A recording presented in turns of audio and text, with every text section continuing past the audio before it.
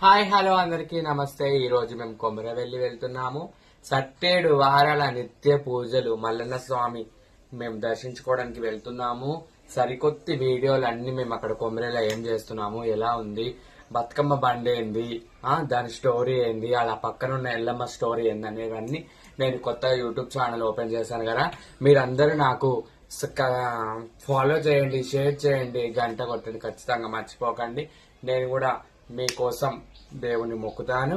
అలాగే ఇప్పుడు వచ్చే కొమరవెల్లిలో జాతర కూడా సంక్రాంతి తర్వాత జాతర ఉందండి. అందరూ కానీ ఆ కొమరవెల్లి మల్లన్న స్వామి కాడికి అందరూ రావాలి, అందరూ మొక్కాలి.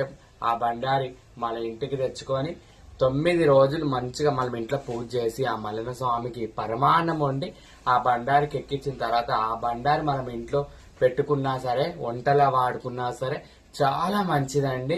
మన ఇంట్లో ఉన్న దరిద్ర దేవత కూడా బయట